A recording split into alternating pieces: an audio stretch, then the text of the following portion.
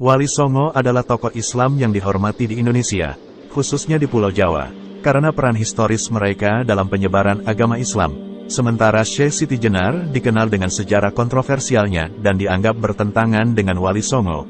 Namun, ada anggapan sebuah hubungan anggota Wali Songo yang paling terkenal di Jawa yaitu Sunan Kalijaga dan Syekh Siti Jenar. Kedua tokoh ini sangat masyhur di kalangan masyarakat Jawa hingga sekarang dengan beberapa ajarannya, baik itu yang positif maupun ajaran yang mengandung kontroversial. Syekh Siti Jenar ini adalah satu-satunya Wali Songo yang dalam menuntut ilmu itu tinggal di Baghdad, Irak. Untuk itulah beliau bergelar Syekh karena ilmunya yang memang luar biasa. Tutur Kiai Agus, Siti Jenar inilah yang membawa dua tarekat ke sini, yakni tarekat Syatariyah dan tarekat Asnawiyah. Kedua tarekat ini merujuk ke sahabat Nabi, Abu Bakar As-Siddiq. Menurut Kiai Agus, sebetulnya tidak ada konflik antara Siti Jenar dengan Wali Songo seperti yang pernah digambarkan di dalam film. Konflik di dalam film tersebut digambarkan antara Sunan Kalijaga dengan Syekh Siti Jenar. Menurut Kiai Agus, bagaimana mungkin mereka berkonflik sementara Sunan Kalijaga adalah menantu Siti Jenar. Nama asli Syekh Siti Jenar ini adalah Syekh Datuk Abdul Jalil, masih keluarga dari Malaka, sehingga kemudian berkembang di Cirebon, Jawa Barat. Siti Jenar inilah yang pertama kali melakukan perubahan sosial di tanah Jawa pada khususnya.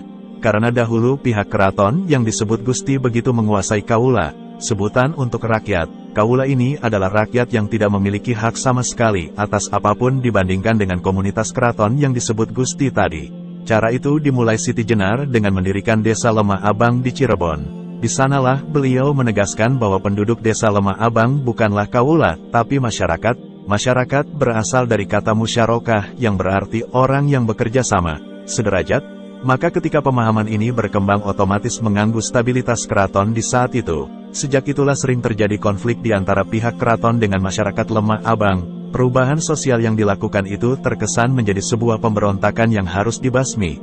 Kemungkinan besar dari sanalah munculnya anggapan bahwa Syekh Siti Jenar atau Syekh Lemah Abang ini harus disingkirkan. Menurut Kiai Agus, ajaran Manunggaling Kawula Gusti ini adalah ajaran tasawuf yang juga dianut oleh sunan-sunan yang lain.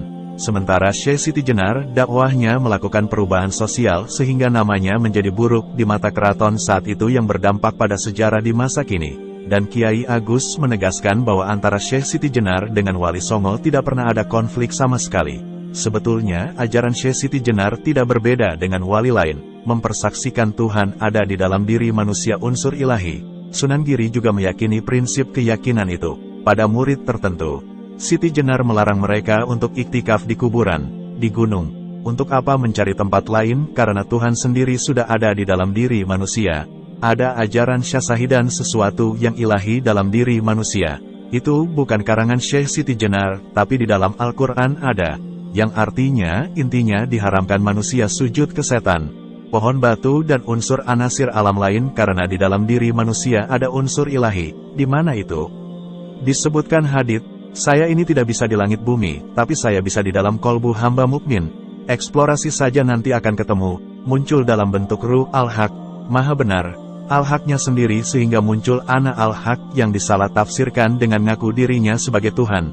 Maka dari luar timbullah kontroversi. Itu diamalkan oleh Syekh Siti Jenar secara terbuka. Muncul konflik lalu dia jadi buronan semua memburu dia. Dia bawa satu ajaran tentang kesederajatan manusia semua untuk ilahi. Jelasnya, di sisi lain, kondisi saat itu adalah pemerintahannya berbentuk kerajaan. Saat itu kerajaan di Jawa yaitu Kerajaan Demak dan Cirebon. Dalam konsep Jawa, Raja titisan Wisnu, titisan Tuhan. Raja dalam unsur sosial disebut golongan Gusti dan di luar keraton Kawulo. Siti Jenar menolak itu dan katakan tidak. Menurut Siti Jenar, menghadap Raja Nyembah itu tidak boleh. Raja jelmaan dewa menyebut dirinya Intahulun, Kulun atau Ingsun. Rakyatnya Kawula.